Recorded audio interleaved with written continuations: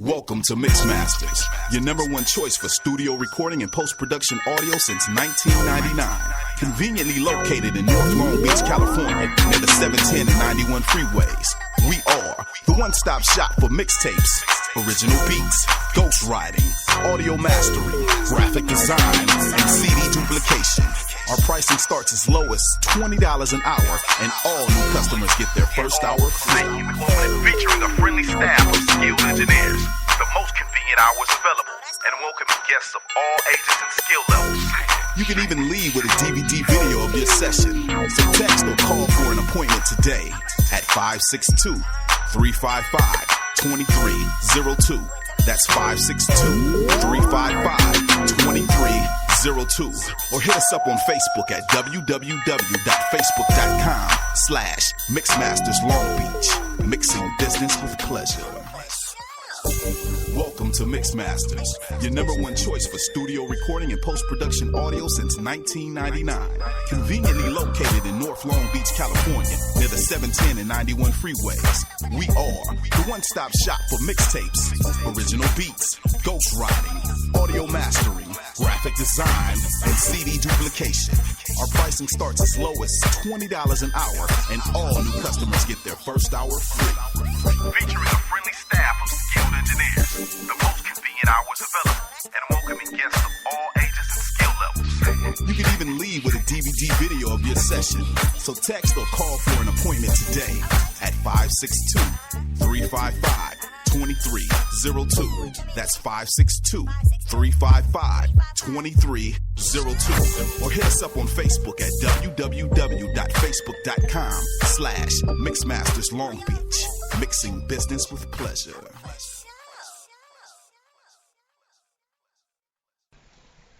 Hello and welcome to the National Sports Radio Station on Spreaker.com. We're in for a different segment today. It's called Black Monday, and we're here not just with myself, but alongside three of the best to ever do it in the broadcast business. That's Jason Garoline, Cameron Sadeghi, and of course Robert Dieters. And guys, I want to talk real quick. Johnny Manziel apologizes for looking like a, what's this word? Jackass? Jackass. I'm just saying, we're looking with the Johnny Manziel deal, and I frankly am appalled about how he has acted this season. I don't know about you guys, but this has just been quite the intriguing year for a man who I frankly believe isn't good at all, guys. Okay, well, Johnny Manziel, let's look at it. Why would you apologize for throwing a huge party? You should be happy. You always throw parties. What, you hung out with Gronk, you hung out with weird JB. he parties for losing, though. Yeah, That's the weird thing. And he's not doing anything. I mean, what did he throw? The first game he started through 80 yards and 2 interceptions. Yeah. And you want to throw a party for that? Yeah. The one thing I have a question about, I'm going to propose this to Jason. He'll go. Jason, does Johnny Manziel still remain as a Brown, and will he ever become a full star in the NFL? I think I don't know if he can stay as a Brown. I don't know if Cleveland can handle him. I mean, he talks a big game. They want him there. Well, he wants himself there. But if a team gets really desperate after the Browns release him, if they do, they probably will get picked up. I feel like Manziel is Dr. Jekyll and Mr. Hyde. He's Dr. Jekyll when he's like, I want to play. I want to bring this. I want to be good in this city. I want to bring the Browns back to the playoffs. And he turns into Mr. Hyde when he throws these big parties. It seems like he's two different people, split personality. He needs to understand that being an NFL QB is serious business. Take a role or take a look at guys like Manning or Brady and see how they have work ethic, and come out and show that to Cleveland. Because Cleveland's not that great of an NFL franchise. It needs to help rebuild them. Well, the funny thing is, and Cameron, I think you can agree, it's not just Johnny Manziel, but it's that coaching staff that lets him become the man that he is. Yeah, Mike Penn has not really done a great job at all when it comes to this whole situation, but I look at Manziel and I just say, can you please just be more professional? I mean, can you hit the film room more often? Yeah. I mean, there have been stories about how Brady and Manning spend he's watching hours... film, but it's not for football plays. Yeah, football film. Yeah. So, I mean, we've heard stories about how Brady and Manning have always been in the film room watching football tape and trying to master their craft, and I don't think Manziel really cares that much. I think he's a goofball, and honestly, he should just leave the Browns organization and get a fresh start. Maybe in Jacksonville, I don't know, or go to the CFL. I don't know. Hey, the Texans might take him. Yeah, take just about anybody. Okay, so I want to say he was a first round pick. Yeah. He was 30th, right? 30th overall. 22nd overall to the 22nd. Cleveland Browns. Okay. Is this guy a huge bust for the Browns, like right now, or do you think the Browns give him another shot, another year to get his act together? Well, the interesting thing is he actually was picked the same exact spot in the draft that Brian Hoyer was, and their other big-time bust, Brandon Weeden. All three of them 22nd overall, and I think they all have the exact same characteristic.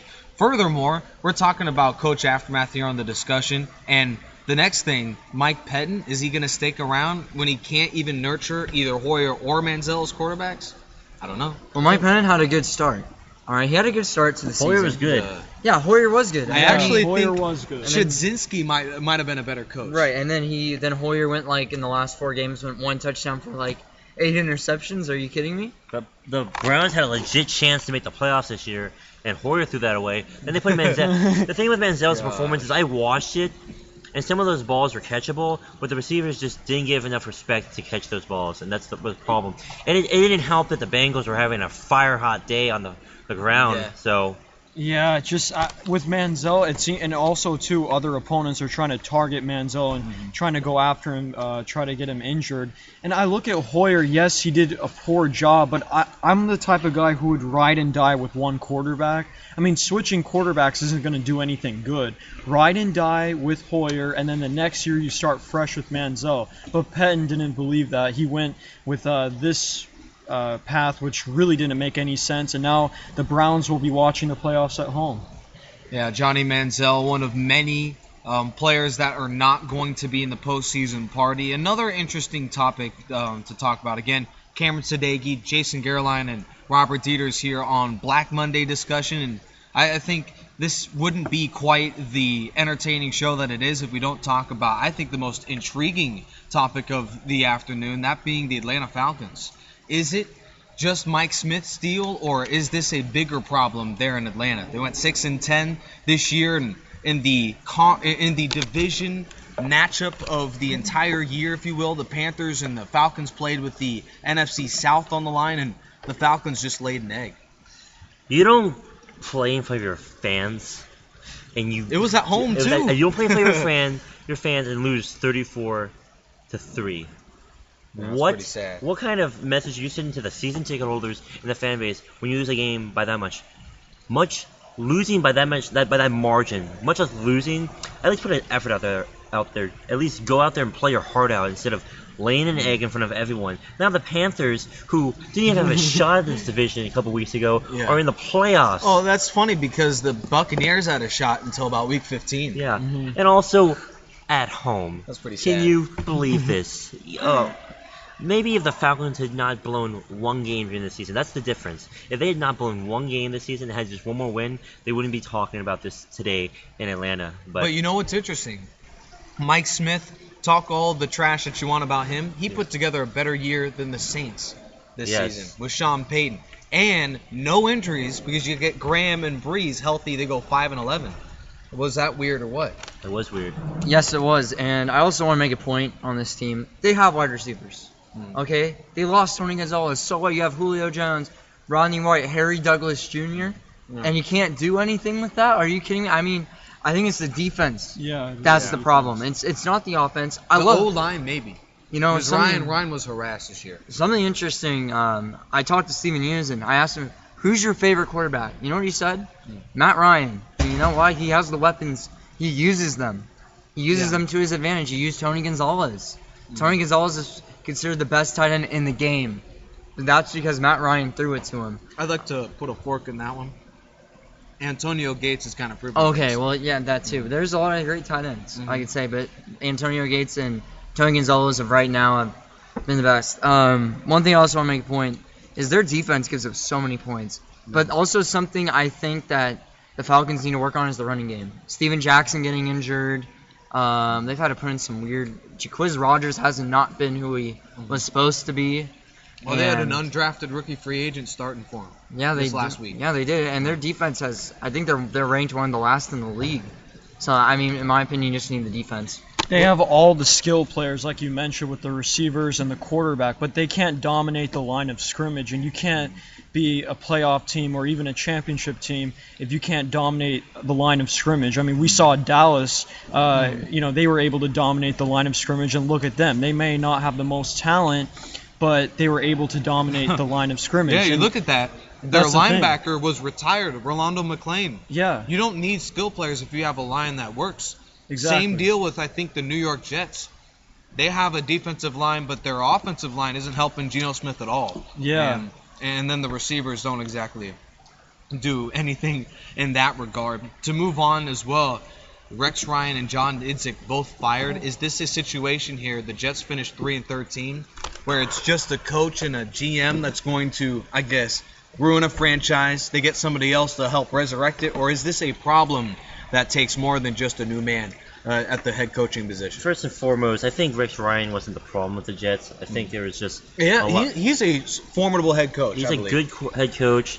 Some controversy, but I mean, he's a good head coach. I think he was happy to leave the Jets, and a lot of the Jets fans were saying, "Please, you're more respectable. Just please leave our franchise. Just leave. Yeah. We don't deserve someone like you." Yeah.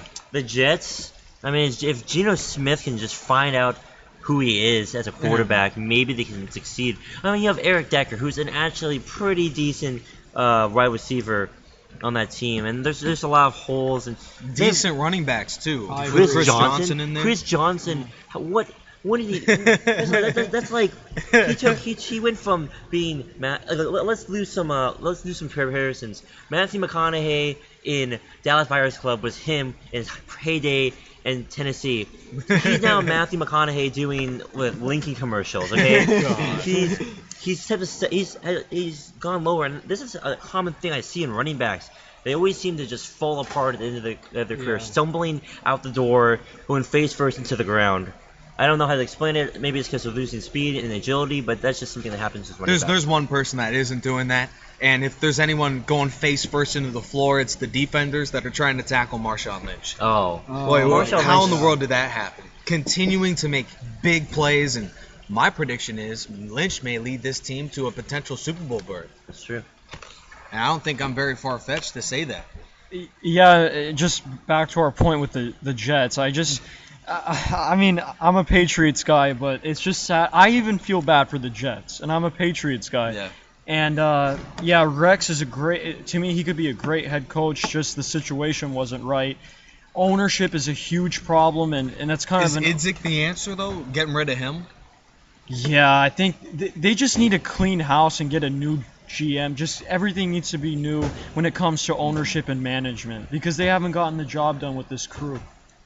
I think their defensive, whoever is in charge of that defense, is going to take a big-time blow. Rex Ryan did so many good things to a team that, despite being 3-13, was potentially one of the most dominant non-playoff defenses in the NFL. Yeah, and their defense was solid, but something that we talked about on our NFL team breakdowns, Yeah. Nick, I talked about how having, if you have that one solid quarterback, you will win Super Bowls. But Yeah. if you have to use 2 or 3 Well, to make it far enough, It's obvious that you need somewhat of a team, Matt Ryan the case, but, I mean, you take a look at the Jets and it's like, is there really more holes than we think? Because I personally believe that New York is still a ways away. right? And They're not close. Is it like a Geno Smith or Michael Vick led team? Something I question. The running back core. Congratulations, you got Chris Johnson. You paid some good money for him. Doesn't do anything. He has maybe 1 or 2 good games. That's it, and that's something I'm really disappointed about. Well, as you can see, running backs are a dime a dozen. Really, there's very few guys that are actually anything more than just a backup role. And something that the Jets did right is they got wide receivers. They picked up Eric Decker. They got the trade for Percy Harvin. Right. They didn't do anything. They didn't do anything because guess what? Michael Vick or Geno Smith are just like, hey, throw an interception every time, basically. But their defense, man, that's what kept them in games. Welcome back. Discussion time here on a Black Monday. As we continue here, Robert Dieters, Cameron Sadeghi, and Jason Garoline. Moving on, other coaching changes. And Mark Trestman leads the whole bunch, if you will. And the Bears are now becoming the new the new whacked-out team that is just going through head coaches like the Jets have. We'll talk very quickly about the Raiders in a little while here. But The Chicago Bears are on now, if they're able to sign somebody, their third coach in 3 years. Well, the Bears have just been trying to figure out how to get to the playoffs.